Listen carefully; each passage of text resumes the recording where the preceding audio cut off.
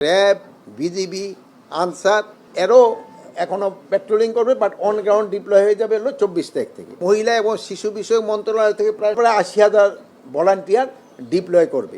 Arakan আর্মিটা কিন্তু বেঁচে আছে এই মাদকের উপরে, কিন্তু একটা হলো ভালো খবর হলো মাদকের ধরা কিন্তু অনেক বেড়ে গেছে। চাউল, সার এগুলিও চলে যাচ্ছে এবং অন্যান্য সামগ্রীও চলে যায়।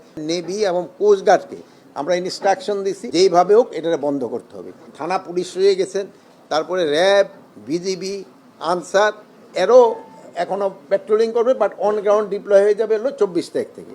এছাড়া আরেকটা জিনিস হলো দেখা গেল যে এবার মহিলা এবং শিশু বিষয়ক মন্ত্রণালয় থেকে প্রায় 90,000-এর মতো বললো 80,000, তার উপরে 80,000 ভলান্টিয়ার ডিপ্লয় করবে।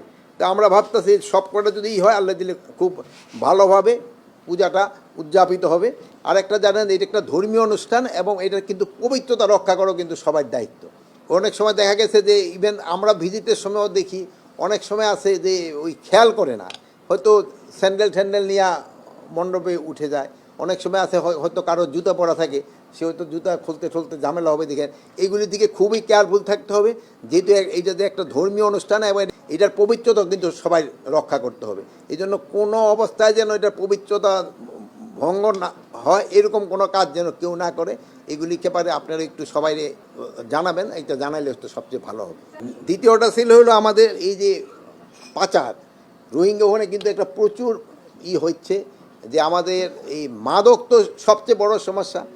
মাদক আসে বা মাদকের পরিবর্তে আমাদের এখান থেকে অনেক সময় চাউল, সার এগুলিও চলে যাচ্ছে এবং অন্যান্য সামগ্রীও চলে যায়, ঔষধ তো যাচ্ছে।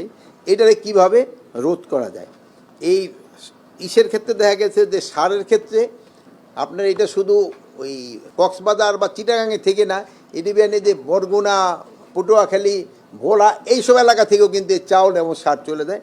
এই জন্য আমরা স্পেশালি যেহেতু এটা সাগর দেওয়া যায়, নেভি এবং কোস্টগার্ডকে আমরা ইনস্ট্রাকশন দিছি এটা যেন যেইভাবে হোক এটা বন্ধ করতে হবে। আর আমাদের থেকে যায় এই সব জিনিস আর আসে হলো মাদক, যেটা নিয়ে কোনো নাই, যেটা ক্ষতি ছাড়া ওইটার কোনো লাভই নেই, শুধু ক্ষতি আর ক্ষতি। এটারে কিভাবে বন্ধ করা যায় এটা। আর একটা আপনারা জানান যে মিয়ানমার যে যে আরাকান আর্মিটা কিন্তু বেঁচে আছে এই মাদকের উপরে, কিন্তু একটা হলো ভালো খবর হলো মাদকের ধরা কিন্তু অনেক বেড়ে গেছে। মাদকের ধরা কিন্তু অনেক বেড়ে গেছে। তো এই ধরাটা হচ্ছে এবং আইটারে কিভাবে একেবারে সমূলে বিনষ্ট করে দেওয়া যায় এই জন্য আমাদের একটা চিন্তা ভাবনা আছে এটারে।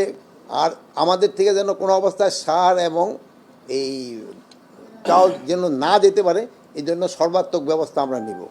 আর একটা জিনিস হলো আপনাদের হয়েছে যে এবার আপনারা সব সময় লেখেন যে সবজি বাজার, কিন্তু আপনারা যে আলুর যে দাম পাচ্ছে না কৃষক, এটা কিন্তু ভাই আপনারা কেউ লেখেন না। গতকাল আমি মুন্সিগঞ্জ গেছিলাম, ভাইগো অনুরোধ করছি সব মুন্সিগঞ্জের, হ্যাঁ স্যার এই আলুর, কিন্তু আজকে কোনো পেপারে দেখলাম না আলুর একটা শব্দ লেখা। যদি আগামী বছর আলুর যদি তারা চাষাবাদ না করে কিন্তু আবার আলুর দাম বেড়ে যাবে। তো এই একটু বলবেন যে আলুর যেন একটা মোটামুটি একটা তারা একটু ন্যায্য মূল্য পায়। ন্যায্য মূল্য বলে তারা যেন কোনো রকমের তাদের খরচটা উঠাইতে পারে, এর একটা ব্যবস্থা করা। পূজা যে শুরু হয়ে গেছে এটা তো প্রতিমা বানানোর সময় ওনার বোঝা যাওয়ার কথা, ভাঙার সময় কীভাবে বুঝলো এটা আমার মনে হয় ওনারা কোথাও এইভাবে বলে নাই। আর হলো কি হবে, এটা তো পঞ্জিকার লেখাই থাকে এটা কোন সময় হবে। আর হয় কি এবার আপনারা দেখেন ভাঙাচুরার সংখ্যা কি খুব বেশি? দুই একটা জায়গায় যে হয় নাই আমি তা বলবো না, দুই একটা জায়গায় হয়েছে, বাট ওইটার ক্ষেত্রে তো ওনাকেও দায়িত্ব নিয়ে গেছে। বাংলাদেশে সব জায়গার জন্যই এবার পূজা নির্বিঘ্নে হবে, কোনো জায়গায় কোনো ওরকম ঝুঁকিপূর্ণ নেই।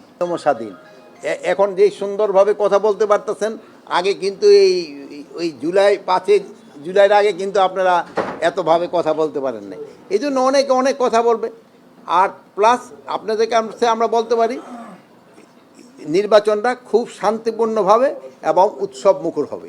এখন অনেকে অনেক কথা বলবে, তারপরে তাদের ওই একটা সলিউশনের ভিতরে আসবে।